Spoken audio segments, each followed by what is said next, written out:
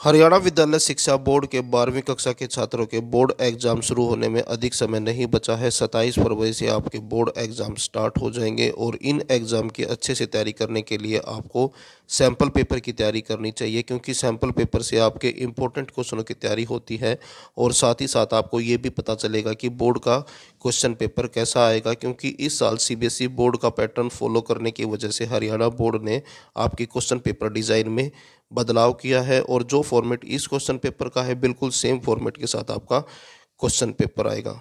जैसा कि आप देख सकते हैं 2023 और 24 यानी कि करंट सेशन का क्वेश्चन पेपर है, 12वीं कक्षा का है, हिंदी विषय का है, 80 नंबर का पेपर आएगा और 3 घंटे का टाइम मिलेगा आपको क्वेश्चन पेपर सोल्व करने के लिए। क्वेश्चन देखें, यहाँ से जो है आपका पैसेज आएगा, इस पैसेज को पढ़ना है, समझना है और नीचे दिए गए क्वेश्चनों के आंसर देने हैं। पहले एक बार क्वेश्चन पढ़ लीजिए, उसके बाद पैसेज पढ़ना, ताकि आप उस जगह पर निशान लगा पाओ जहां पर क्वेश्चनों के आंसर हैं। तो क्वेश्चन देखें, संदर्भ के अनुसार गद्यांश में विमद्रित शब्द का सटीक अर्थ क्या है? तो इसका अर्थ है पीड़ापूर्ण। ऑप्शन घ जो है आपका आंसर है। अगला क्वेश्चन देखिए, गद्यांश में मशीनों को काली मशीनें कहना किस बात की ओर संकेत करता है? तो इसका जो आंसर बनेगा वो बनेगा ऑप्शन ख, मशीनों द्वारा जनसाधारण में बेरोजगारी बढ़ाने के कारण। अगला क्वेश्चन देखें, इंजनों के पहिए के नीचे दबकर यहाँ वालों के डैश इस प्रक्रिया के क्या परिणाम हुए? इसका जो आंसर बनेगा वो होगा ऑप्शन क, आर्थिक संपदा का अनुचित वितरण। यानी कि इस लाइन का जो मीनिंग बनता है वो बनता है आर्थिक संपदा का अनुचित वितरण। अगला क्वेश्चन देखिए, गद्यांश के अनुसार साधारण लोग क्यों मर रहे हैं? तो इसका आंसर है मानव श्रम से ज़्यादा मशीनों को महत्व मिलने के कारण। ऑप्शन ग जो है आपका आंसर है। उसके बाद अगला क्वेश्चन देखिए, क्वेश्चन नंबर 5 है, निम्नलिखित कथनों पर विचार कीजिए। और इस तरह के क्वेश्चन पहले नहीं आते थे, इस बार ही आएंगे आपकी हिंदी में। मानवीय समता को महत्व देना चाहिए, मनुष्य तथा मानवीयता से प्रेम करना चाहिए, अपनी चाल को बदल लेना चाहिए, मानव जीवन को आदर्श मानना चाहिए। तो गद्यांश के अनुसार कौन से कथन सही हैं? तो यानी कि ये जो लाइनें हैं इनमें से कौन सी लाइन इस पैसेज के अनुसार सही है? तो वो है ऑप्शन क, केवल कथन एक सही है। उसके बाद है दूसरा पैसेज, निम्नलिखित अपठित गद्यांश को पढ़कर इस पर आधारित प्रश्नों के उत्तर दीजिए। तो इसको पढ़ना है, समझना है और फिर नीचे दिए गए क्वेश्चनों के आंसर देने हैं। तो पहला क्वेश्चन है, यह तो मैं हूँ कि अबीर रखा है सब कुछ, पत्नी ने क्या अबीर रखा है? तो आंसर बनेगा इस क्वेश्चन का पूरी गृहस्थी की जिम्मेदारी। ऑप्शन ग जो है आपका आंसर होगा। उसके बाद अगला क्वेश्चन है, प्रस्तुत कविता का वर्ण्य विषय है। तो इसका जो आंसर है वो है ऑप्शन क, कामकाजी महिलाओं की स्थिति का वर्णन। अगला क्वेश्चन है, मेरी आवाज़ की नोक मुझी को चुभती है, हास्य है। यानी कि इस लाइन का क्या मतलब है? तो इस लाइन का मतलब है पति को अपनी ही आवाज़ व्यंग्यपूर्ण लगती है। ऑप्शन घ जो है आंसर है। अगला क्वेश्चन है, किन बादलों में रखी बारिशें, किन में रखा है कपास का क्या अभिप्राय है? यानी कि इस पंक्ति का, इस लाइन का क्या अर्थ है? घर का कौन सा सामान कहाँ रखा है? ऑप्शन ग जो है आंसर है इसका। अगला क्वेश्चन है, महिला द्वारा पल्लू कमर में बांधने का क्या अर्थ है? तो इसका अर्थ है वह रसोई घर में चाय बनाने को तैयार है। ऑप्शन ख। उसके बाद चॉइस में भी एक दिया गया है, दोनों में से जो भी आपको आसान लगे एग्ज़ाम के टाइम पर एक करना है। दोनों देखने हैं, दोनों में से कौन सा आसान है क्वेश्चन देखने हैं और किसके क्वेश्चन आसानी से मिल रहे हैं, आपको समझ में आ रहे हैं, वो वाला आपको करना है। पहला क्वेश्चन देखें, प्रस्तुत कविता का मूल भाव है। तो आंसर है इसका ऑप्शन घ, अपनों से बिछड़ने की व्यवस्था। अगला क्वेश्चन है माँ की चुप्पी के कारण के विषय में कौन सा कथन असत्य है, यानी कि माँ की चुप्पी के कारण के विषय में कौन सा कथन जो है असत्य है। तो आंसर है इसका अपने अकेलेपन की चिंता, ऑप्शन ग। उसके बाद नेक्स्ट क्वेश्चन देखें। पानी गिरा नहीं पर गिर सकता है किसी भी समय का आशय है, यानी कि इस लाइन का क्या मतलब है। तो इस लाइन का मतलब है माँ की आंखों से कभी भी आंसू गिर सकते हैं। तो ऑप्शन ख जो है आंसर है। अगला क्वेश्चन देखिए, कवि की चिंता का मुख्य कारण डैश है। तो इसका आंसर है शहरी परिवेश में माँ को भूल जाना, ऑप्शन क जो है आपका आंसर होगा। अगला क्वेश्चन है उपयुक्त काव्यांश को पढ़कर कथन ए और कारण आर के उचित विकल्प चुनिए। माँ सुई और तागे से समय की गति को सिलने का प्रयास कर रही है। कारण के अंदर है बदलते समय की चिंता करते हुए अपने परिवार को इकट्ठा रखने का प्रयास कर रही है। तो इसका जो आंसर है वो है ऑप्शन ग। कथन ए सही है और कारण आर उसकी सही व्याख्या है। अगला क्वेश्चन है काव्य पर आधारित निम्नलिखित बहुविकल्पीय प्रश्नों के उत्तर दीजिए, यानी कि कविता के ऊपर आधारित ये क्वेश्चन है। पहला क्वेश्चन है आत्म परिचय कविता में कवि क्या नहीं लिए फिरता है।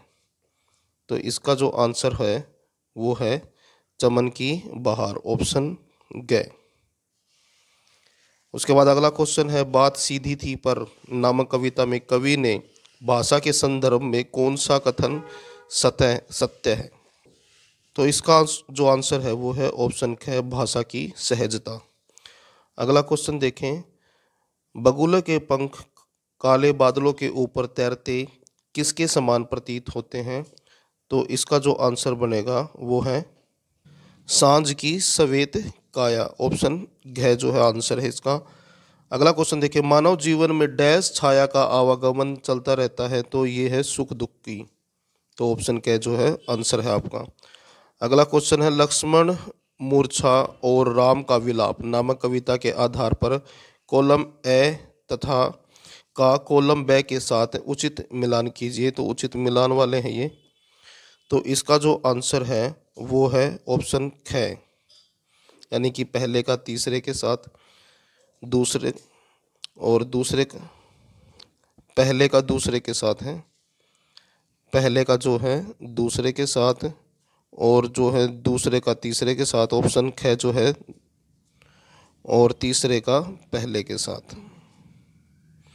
अगला क्वेश्चन देखें, गद्य पर आधारित निम्नलिखित बहुविकल्पीय प्रश्नों के उत्तर दीजिए।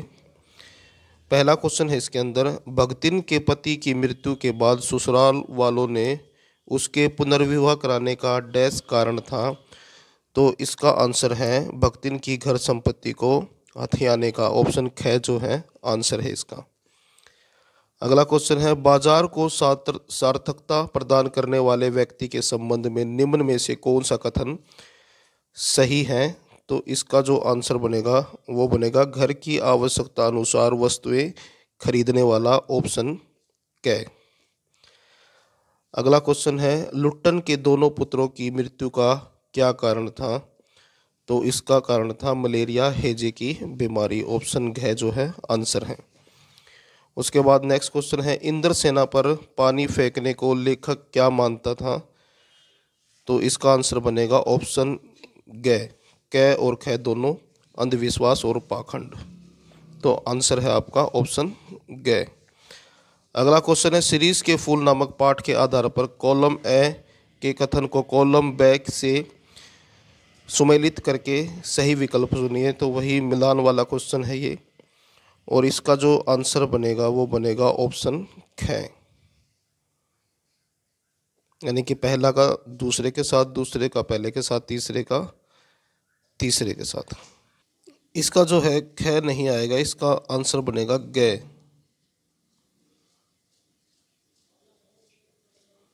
पहला तीसरे के साथ, दूसरा पहले के साथ, तीसरा दूसरे के साथ।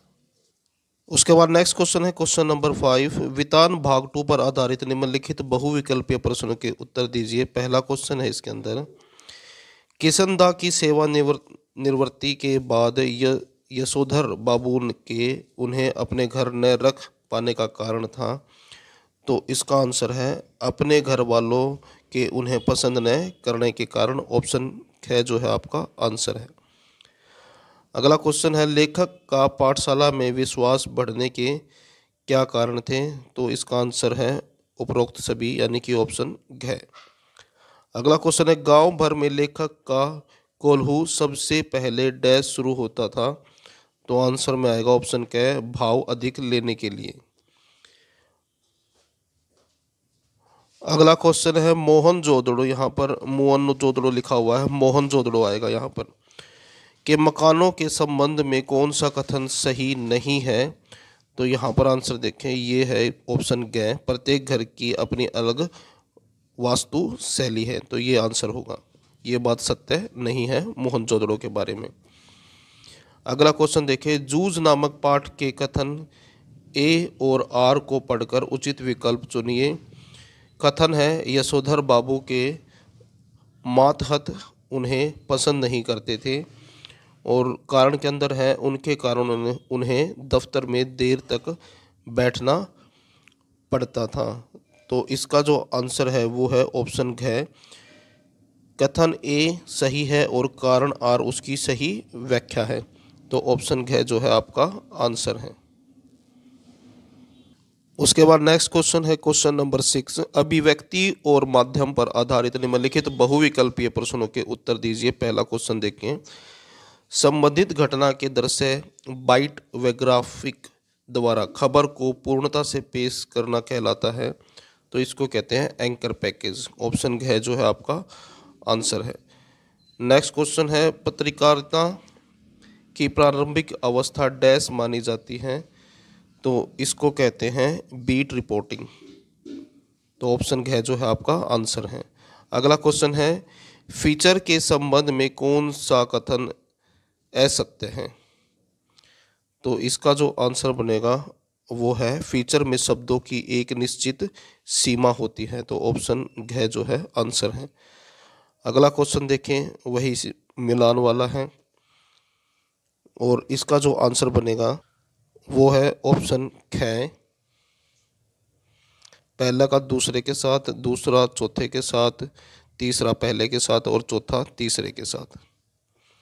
उसके बाद अगला क्वेश्चन है, समाचार लेखन की प्रभावशाली शैली डैश है। तो ये होती है उल्टा पिरामिड शैली।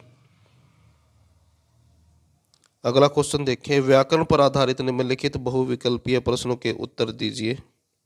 तो व्याकरण से हैं एक एक नंबर वाले, निम्न में से व्यंजन संधि का सही उदाहरण है। तो ये आंसर बनेगा उल्लास, संगम और संभावना। ऑप्शन घ जो है आपका आंसर है। उसके बाद नेक्स्ट क्वेश्चन देखें, इसके अंदर फिर से वही है मिलान करने वाला, और इसका जो आंसर बनेगा वो होगा ऑप्शन ख, पहले का तीसरे के साथ, दूसरा चौथे के साथ, तीसरा पहले के साथ और चौथा दूसरे के साथ। अगला क्वेश्चन देखें, देशांतर शब्द में डैश समास है। तो इसके अंदर जो है वो है कर्मधारय समास। तो ऑप्शन ग जो है आपका आंसर है। अगला क्वेश्चन है, उस पर घड़ों में पानी गिर गया, इस वाक्य में कौन सा दोष है। तो इसके अंदर जो दोष है वो है मुहावरे संबंधी दोष। ऑप्शन ख आंसर है। नेक्स्ट क्वेश्चन है, निम्नलिखित में से शुद्ध वाक्य छांटिए। तो इसका जो आंसर बनेगा वो बनेगा ऑप्शन क, वह 10 आम लेकर आया। उसके बाद नैतिक शिक्षा के एक एक नंबर वाले क्वेश्चन हैं। पहला क्वेश्चन देखें, उपकार के बदले प्रत्यय उपकार करना डैश धर्म है। तो ये है सनातन धर्म। ऑप्शन ग आंसर है। उसके बाद है, हेमू के संदर्भ में निम्न में से कौन सा कथन सही नहीं है। तो जो ऑप्शन ख है ये सही नहीं है, ये गलत है। हेमू का जन्म हरियाणा राज्य के खरक गांव में हुआ। उसके बाद अगला क्वेश्चन देखें, जज द्वारा मृत्युदंड सुनाए जाने पर करतार सिंह सराबा ने क्या कहा। तो कहा था आपका धन्यवाद। ऑप्शन क आंसर है। उसके बाद है, बोस शोध संस्थान की स्थापना कब हुई थी। तो ये हुई थी 1917 के अंदर। तो ऑप्शन ख जो है आपका आंसर है। उसके बाद फिर से मिलान करने वाला है पांचवा, और इसका जो आंसर है वो है ऑप्शन ख। उसके बाद नेक्स्ट क्वेश्चन देखें। यहाँ से खंड ब शुरू हो गया है। 9वें क्वेश्चन के अंदर है निम्नलिखित पद्यांश को सप्रसंग व्याख्या कीजिए। तो इसको पढ़ना है और इसका पहले तो प्रसंग लिखना है और फिर इसकी व्याख्या करनी है। ये मैं आपको बाद में करवाऊंगा। जो एक एक नंबर वाले क्वेश्चन हैं जिनके आंसर यहाँ पर दिए जा सकते हैं वो मैं आपको इस वीडियो के अंदर करवा देता हूँ। जो चॉइस में है इसमें एक एक नंबर वाले क्वेश्चन हैं, क्योंकि इसमें स्टैंजा दिया हुआ है कविता से और नीचे क्वेश्चन है। तो पहला क्वेश्चन है इसका अंदर कवि और कविता का नाम लिखे। तो ये जो स्टैंजा है ये लिखा है सूर्यकांत त्रिपाठी ने, यानी कि इसके जो कवि हैं वो है सूर्यकांत त्रिपाठी निराला जी, और जो पाठ का नाम है वो है बादल राग। उसके बाद अगला क्वेश्चन है क्रांति का प्रभाव सदा किस वर्ग पर और किस रूप में पड़ता है। तो इसका आंसर होगा क्रांति का प्रभाव हमेशा शोषित वर्ग पर सकारात्मक व बुराई रूपी शोषक वर्ग पर नकारात्मक प्रभाव पड़ता है। तो इसका आंसर में आप सिर्फ इतना भी लिख सकते हैं कि इसका प्रभाव जो है शोषित वर्ग पर पड़ता है। नेक्स्ट क्वेश्चन है पंख और अट्टालिका किसके प्रतीक हैं। तो पंख यहाँ पर जो है वो है शोषित वर्ग का, जिसका शोषण हो रहा है, और अट्टालिका जो है शोषक वर्ग का जो शोषण करता है उसका प्रतीक है। अगला क्वेश्चन देखें। रोग शोक में भी शैशव का सुकुमार शरीर क्यों हंसता रहता है। तो इसका आंसर होगा संघर्षशील जुझारू व छल कपट रहित मानसिक स्थिति के कारण। अगला क्वेश्चन है शूद्र प्रफुल्ल जलज से सदा छलकता नीर, यह भाव स्पष्ट कीजिए। तो इसका भाव है कमल का छोटा सा फूल जैसे हर स्थिति में खिला रहता है, वैसे ही शोषित वर्ग भी हर स्थिति में खुश रहता है। उसके बाद नेक्स्ट क्वेश्चन देखें। निम्नलिखित गद्यांश की सप्रसंग व्याख्या कीजिए। पहले जो था स्टैंजा था, इसमें जो है गद्यांश दिया गया है, इसकी भी सप्रसंग व्याख्या करनी है, पढ़ना है, समझना है, कौन सी किताब से है, कौन से पाठ से है, प्रसंग के अंदर लिखना है और क्या कहना चाहता है लेखक उसके बारे में बताना है, और फिर इसके बारे में व्याख्या करनी है। मैं जो इम्पोर्टेंट है उनके आपकी तैयारी करवाऊँगा। अथवा निम्नलिखित गद्यांश के प्रश्नों पर उचित उत्तर दीजिए, या फिर आप ये भी कर सकते हैं गद्यांश दिया गया है इसको पढ़ें, समझें और नीचे दिए गए क्वेश्चनों के आंसर दें। तो पहला क्वेश्चन है इसके अंदर लेखक और पाठ का नाम बताइए। तो इस पाठ का जो लेखक है वो है डॉक्टर भीमराव अंबेडकर जी, और पाठ का नाम है श्रम विभाजन और जाति प्रथा। अगला क्वेश्चन है लेखक ने समाज में कैसे भाईचारे का समर्थन किया है। तो आंसर देखें। आंसर में आएगा जिस भाईचारे में न तो कोई बंधन हो और न ही कोई जड़ता और न ही रूढ़िवादिता हो। अगला क्वेश्चन है सक्षम श्रमिक समाज का निर्माण करने के लिए क्या आवश्यक है। तो इसका आंसर बनेगा हमें व्यक्तियों की क्षमता, यानी कि कार्य करने की क्षमता ऐसी करनी चाहिए कि वह अपना पेशा या कार्य स्वयं चुन सकने में समर्थ हों। यानी कि ऐसे व्यक्तियों की क्षमता ऐसी करनी चाहिए कि वो अपना पेशा यानी कि अपने काम को खुद काम का खुद चुनाव कर सकें। नेक्स्ट क्वेश्चन है क्वेश्चन नंबर 4। लेखक ने समाज के किस प्रकार की गतिशीलता की बात की है। तो इसका आंसर बनेगा ऐसा समाज जिसमें सभी की भागीदारी हो और जो एक अच्छे लोकतंत्र का निर्माण कर सके। उसके बाद अगला क्वेश्चन है आपके विचार से श्रम विभाजन का आधार क्या होना चाहिए।